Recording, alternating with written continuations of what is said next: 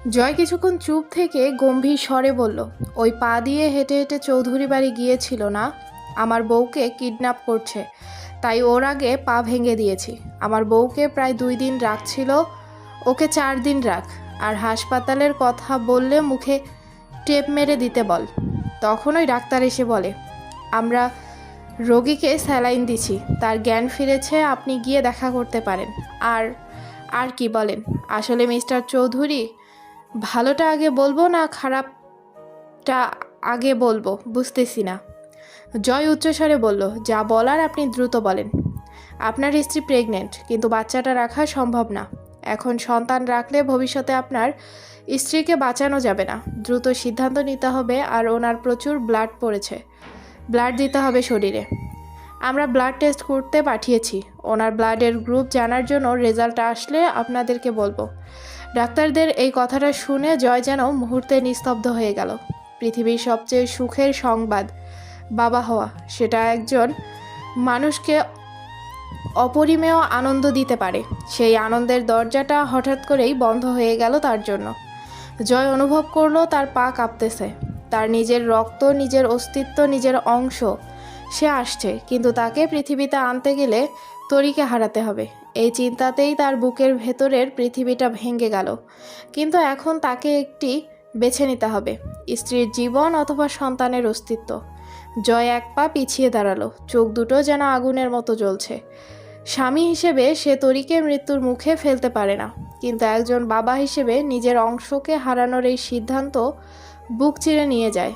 আজ সে এক অসহায় স্বামী, এক অসম্পূর্ণ বাবা। পাশ থেকে রাফিরা জয়ের কাঁধে হাত দেয়। তা দেখে জয় বলে, আজকে নিজেকে খুব অসহায় লাগছে, কি করব বুঝতেছি না।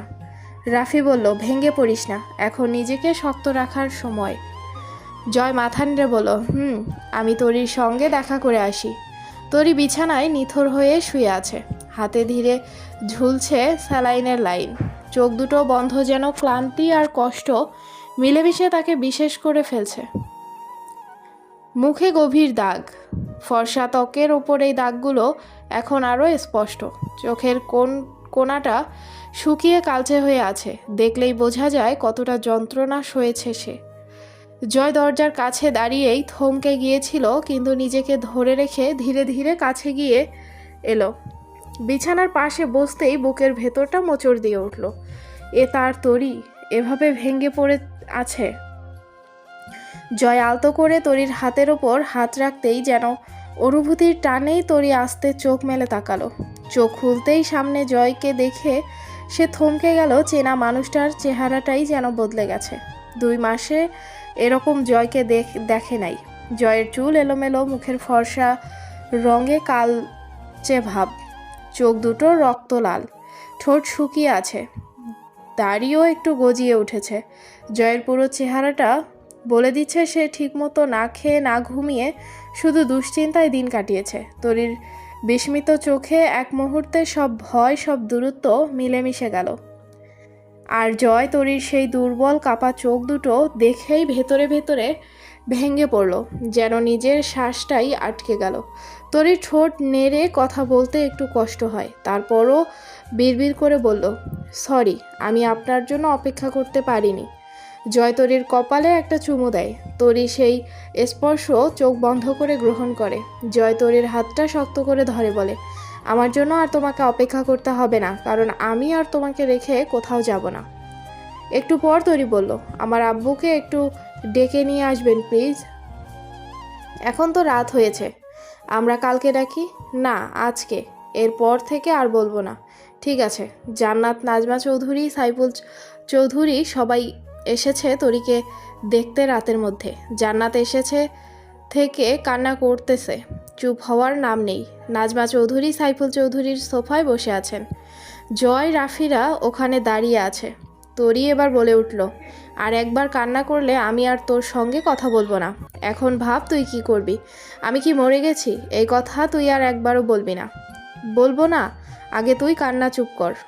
জান্নাত তরির গলা ছেড়ে দিয়ে নিজেকে স্বাভাবিক করে বলল, ঠিক আছে। নাজমা চৌধুরী তরির মুখের দিকে তাকিয়ে দেখলেন মুখের অবস্থা খারাপ, চোখের নিচে কালি পড়েছে। তারপর ছেলের দিকে তাকিয়ে দেখলেন তার অবস্থাও বেহাল দশা। কাউকে কিছু না বলে চুপচাপ বসে রইলেন। কিছুক্ষণ পর তরির বাবা আসে। জয় লোক পাঠিয়ে নিয়ে এসেছে।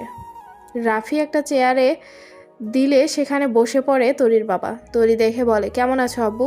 ভালো। কী জন্য রাখছো? তরি তাচ্ছিল্য একটা হাসি দিয়ে বলল, তোমাকে খুব দেখতে ইচ্ছে করছিল তাই। আমাকে তোমার দেখতে মন চায় না আব্বু। তরির বাবা কিছু বলতে পারলেন না। এত মানুষের সামনে কি বলবে? চুপচাপ বসে রইলেন। তরি বুঝে নিল পুরো রুম নীরবতা, কারো কোনো কথা নেই। জয় একটা সিঙ্গেল সোফায় বসে আছে, চোখ দুটো স্থির তরির বাবার ওপর। তরি নীরবতা ভেঙে বলল, আব্বু আমি কি তোমার জারজ সন্তান? না। ও, তাহলে কেন এত অবহেলা করো? সালমান সাহেব একটু উচ্চস্বরে বলল, আমার গুরুত্বপূর্ণ কাজ ছেড়ে এগুলো শোনার জন্য আমাকে নিয়ে এসেছ? তরি ঠোঁটের কোণায় একটা তাচ্ছিল্যের হাসি টেনে নিল।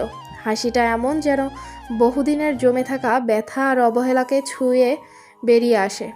গলার স্বরটা কাঁপছে, তবু চোখ দুটো অদ্ভুত শান্ত। তোমার মেয়ের জীবনের চেয়েও সেটা বেশি গুরুত্বপূর্ণ, তাই তো? এক মুহূর্ত থেমে তরি নিঃশ্বাস নিল। আব্বু আমি তোমাকে ভীষণ ভালোবাসি, সারা জীবনই বেসেছি। কিন্তু তুমি আমাকে একটু ভালোবাসলে কি খুব ক্ষতি হতো? শেষ কথাটা বলতে গিয়ে গলা ভেঙে গেল তরির। জানে আব্বু আমার খুব কষ্ট হয়, আমি কাউকে বলতে পারি না, বুকটা ছিঁড়ে যায়। তুমি বুঝতে পারো না আব্বু, আমি 2 দিন ছিলাম না, তুমি এটা জানতে না, একবারও খবর নিলে না? কি জন্য? মেয়ের বিয়ে হয়েছে, সেই বাড়িতে কী রকম আছে কখনো জানতে চাস না? চাও নাই? একটা কাজের মেয়ে বিয়ে হলে তাও মালিক খোঁজ খবর নেয় মেয়েটা কী রকম আছে। তুমি তো তাও করলে না।